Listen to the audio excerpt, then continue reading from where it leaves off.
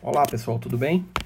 Eu andava preocupado com a questão das aulas, mas eu resolvi de uma forma mais simples continuar falando o que eu dizia de momento de inércia, tudo bem? Então, situando vocês nesse assunto, o momento de inércia ele está associado com a dinâmica da rotação. Então, nós temos dois tipos de movimento. O primeiro tipo de movimento é o movimento translacional. Ou seja, é quando eu tenho um movimento sobre uma determinada superfície, por exemplo, um objeto qualquer aqui, e ele sai de uma posição a outra posição. Então, esse é um tipo de inércia, é um tipo de movimento, quer dizer, de translacional. Não é o caso desse caso que a gente está falando aqui da aula de hoje. O que eu quero mostrar a vocês é o movimento, no caso, o movimento rotacional. O que seria o movimento rotacional? Então, imagine você que eu tenho um disco qualquer, você está dando para ver aí, mas esse disco ele tem várias maneiras de ser colocado em movimento.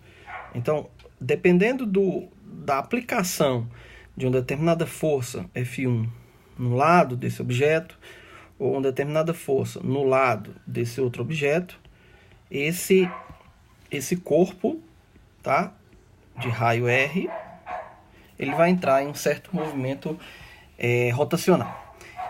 Lembrando que é um movimento circular, uniforme, é um movimento que está relacionado com a cinemática translacional, e no caso o análogo aqui seria o movimento circular uniforme.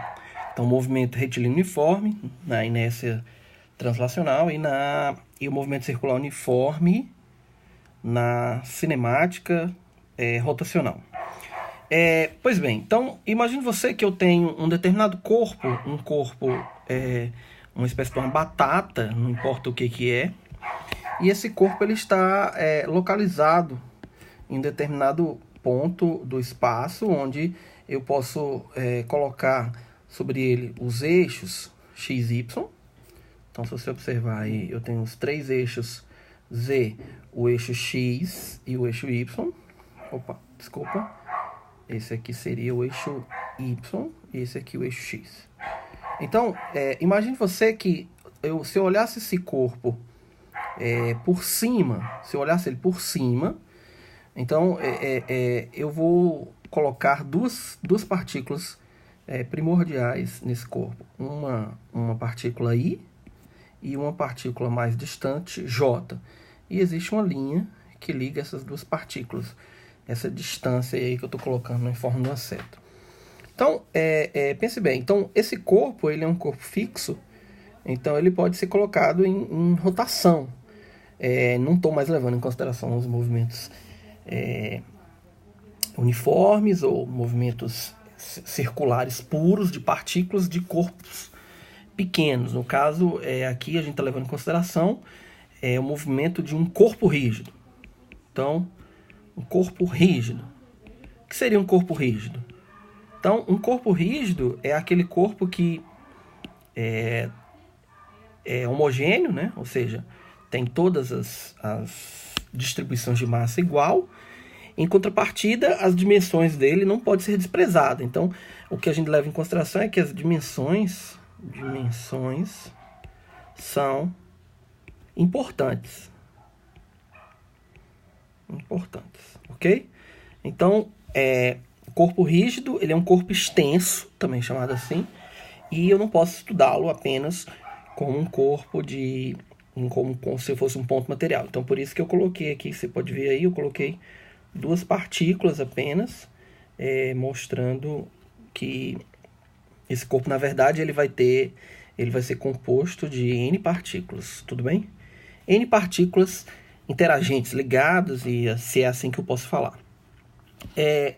Se olharmos de cima esse corpo, ou seja, eu vou olhar de cima, eu vou olhar agora esse corpo de cima, se eu olhar ele por cima, eu vejo claramente a questão dos eixos. Então eu vejo o eixo agora, exagerei aqui, deixa eu apagar um pedaço dele, não precisa ser desse tamanho.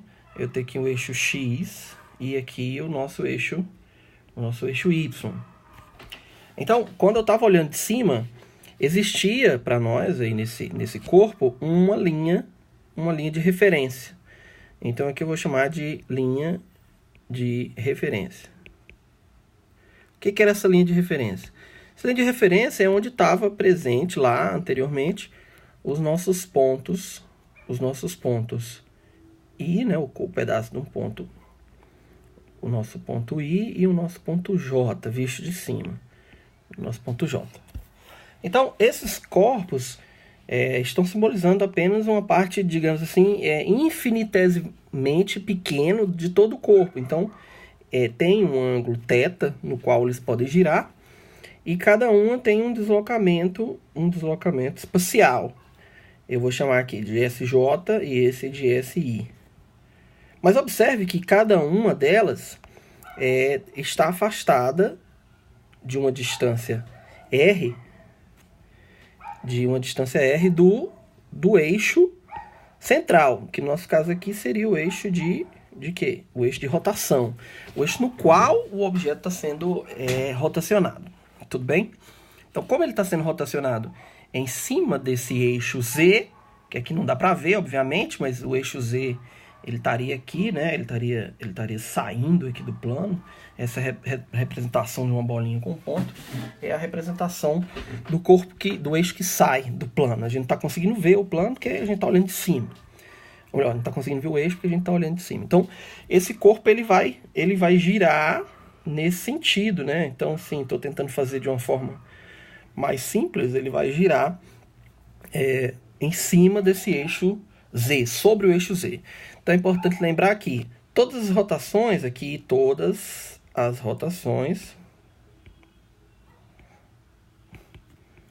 serão feitas sobre o eixo Z, tá bom? Então tudo que a gente for levar em consideração agora vai ser exatamente em cima do eixo Z. O eixo Z é o eixo sobre o qual vai acontecer toda essa rotação do corpo. É um caso clássico quando a gente fala de rotação, de dinâmica rotacional, é um cabo de vassoura. Então imagine você que eu tenho um cabo de vassoura, não está muito legal aí meu cabo de vassoura, mas enfim, não importa. Eu tenho um cabo de vassoura que ele tem um certo comprimento, né? Ele tem um comprimento e perante ele, ou seja, ao longo dele há um grande eixo de rotação. Um deles, né? Então eu estou aqui supondo um eixo de rotação, esse eixo sobre o qual o objeto vai girar. Então ele vai girar dessa forma. Então eu vou chamar aqui de ômega, mas mais tarde eu vou falar o que é. Então ele pode girar assim, esse eixo vermelho que eu estou colocando aí no desenho. Esse eixo mais salmão que eu vou desenhar agora também é um eixo do qual ele pode girar. Eu vou chamar aqui de ômega L. Então ele pode girar tanto no sentido interno do eixo, ou seja, é uma rotação que parece que é mais simples, mas também tem a rotação superior, que é essa rotação que eu estou colocando. E ainda existe uma terceira rotação, já que o sistema é um sistema tridimensional, então eu tenho um outro eixo, que seria, por exemplo, rodar esse cabo de vassoura sobre esse eixo azul, que eu vou chamar aqui de ômega duas linhas. Tudo bem? Então, eu tenho aqui três tipos de rotação. Então, aqui tenho 3 tipos de rotação. A primeira é uma rotação... Opa, desculpa, errei o nome aqui. Rotação sobre o eixo interno. Então, só para facilitar a visualização de vocês, eu vou fazer aqui um sistemazinho de eixos aqui para você ver que aqui eu tenho o eixo Z, aqui eu tenho o eixo Y e para cá eu tenho o eixo X. Então, no caso aí, seria sobre o eixo Z, ou melhor, sobre o eixo Y, que é esse vermelho aqui, seria o eixo Y. Ela está girando sobre, ou seja, mantendo o eixo internamente fixo. Eu tenho uma rotação também sobre o eixo Z, uma rotação sobre Z, que é essa rotação, tanto o ômega linha e o ômega duas linhas. Então, essas rotações aparentemente podem ser semelhantes, mas não são. Nós vamos ver que essas rotações possuem suas características peculiares, e isso a gente vai falar em próximas aulas, tudo bem? Então, o que é importante lembrar aqui hoje é que, voltando um pouquinho do que eu já coloquei, é que o estudo do movimento, ele pode ser restrito não apenas à parte translacional, mas também à parte do movimento rotacional, que é o que nós vamos nos importar agora, obviamente, e levando em consideração que esse corpo é extenso agora, esse corpo grande, ele não é aqui, eu estou fazendo um anel aqui, mas não é um anel, no caso seria o corpo completamente, completamente preenchido, tá certo, pessoal? Então, nas outras aulas que eu vou passar a vocês, eu espero que fique mais claro esses assuntos. Eu fiquei preocupado porque eu falei rápido sobre isso, mas também era questão de introdução. Vai ficar disponibilizado essas aulas aí para caso alguém se interesse de copiar, e não sei como é que vai ser e tal, mas isso não exime a nossa aula em sala, tudo bem? Eu espero que vocês tenham gostado, é uma ferramenta que eu adquiri, vai ser legal porque a gente vai poder usar essa ideia toda, tudo bem? Então eu desejo a vocês um grande abraço e até a próxima aula.